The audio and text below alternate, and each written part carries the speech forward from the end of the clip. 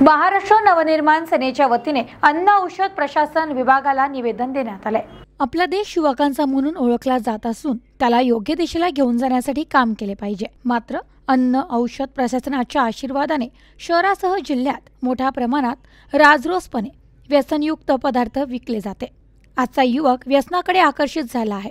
ज्या अन्न पदार्थांमध्ये तंबाखू हा मुख्य घटक द्रव्य आहे, मग त्यामध्ये उक्त अपमिश्रके असतात आणि मग ते गुटखा, पान मसाला, सुगंधित सुवासिक तंबाखू चघळण्यासाठी तंबाखू खरडा, जर्दा, खैनी इत्यादी अथवा अन्य कोणत्याही नावाने ओळखला जात असावा वा नसावा असे अन्न पदार्थ मानवी आरोग्यावर अत्यंत अपायकारक परिणाम करतात आणि परिणामी त्याचा समाजाच्या स्वास्थ्यावर देखील परिणाम होतो। हे व्यापक वैज्ञानिक पुराव्यावरून आढळून आलं आहे।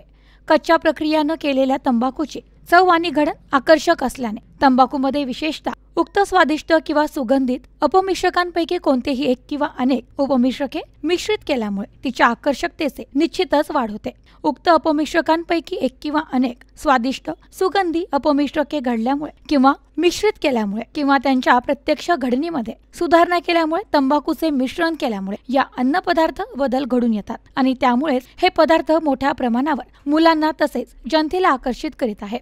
या पदार्थांचा वापर मोठ्या प्रमाणात वाढत असून त्यांचे व्यसन लागत असल्यामुळे त्याचा खाणाऱ्यांवर व त्यांच्या आरोग्यावर विपरीत परिणाम होत आहे आणि तसेच भावी पिढ्यांच्या जनुकीय रचनेवर देखील प्रतिकूल परिणाम होत आहे। उक्त अपमिश्रकांपैकी काही उपमिश्रके ही आरोग्यास अत्यंत घातक असल्यामुळे त्यांच्यावर अन्न सुरक्षा व मानके विनियम 211 अन्न सुरक्षा व मानके अन्न पदार्थांचा दर्जा व अन्न मिश्रक पदार्थ अधिनियम अन्नवे प्रतिबंधक घालण्यात आलेले असतानाही राजरोसपणे विक्री केली जात आहे। तरी तातडीने कारवाई करावी, अन्यथा तीव्र स्वरूपाचे आंदोलन करण्यात येईल असा इशारा अन्न औषध प्रशासनाला महाराष्ट्र सेनेच्या वतीने देण्यात आलाय। यावेळी शहराध्यक्ष राजेंद्र राशीनकर, डॉक्टर संतोष साळवे, संकेत व्यवहारे, संदीप चौधरी, किरण रोकडे, प्रशांत जाधव आदी उपस्थित होते। सहाय्यक आयुक्त अन्न व प्रशासन विभाग यांना आम्ही आज महाराष्ट्र नवनिर्माण सेनेच्या वतीने निवेदन देण्यात आलं आहे।